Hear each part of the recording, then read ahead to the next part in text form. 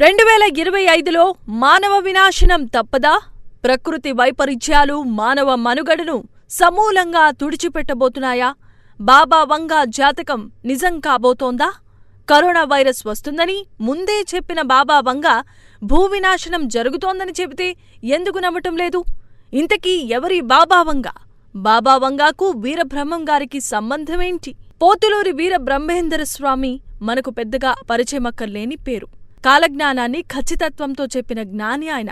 మనకు బ్రహ్మంగారు ఎలాగో ప్రపంచానికి మరో కాలజ్ఞాని ఉన్నారు. ఆమె బాబా వంగా. బల్గేరియా దేశానికి చెందిన ఈ ప్రసిద్ధ కాలజ్ఞానికి ప్రపంచవ్యాప్తంగా మంచి పేరుంది. 1911లో జన్మించిన ఆమె బతుకుతున్న సమయంలో ఎన్నో విషయాలను చెప్పారు. బాబా వంగా చిన్నప్పుడే తన చూపును కోల్పోయారు. 1911లో జన్మించిన ఆమె 1996లో మరణించారు. అయితే బతుకున్న సమయంలో ఆమె కాలజ్ఞానాన్ని వివరించారు. భవిష్యత్తులో ఏం జరగనుందో అప్పుడే వివరించారు. ఆమె చెప్పిన వాటిలో చాలా వరకు నిజమయ్యాయి. అందుకే ఆమె మాటలపై ప్రపంచవ్యాప్తంగా చాలా మందికి నమ్మకం ఏర్పడింది. 2025 గురించి కొన్ని భయానక విషయాలు చెప్పుకొచ్చారు.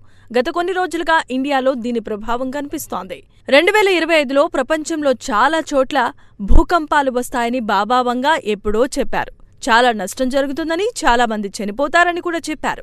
గత కొన్ని రోజులుగా అమెరికా నుంచి ఆసియా వరకు భూకంపాలు సంభవిస్తూ ఉన్నాయి.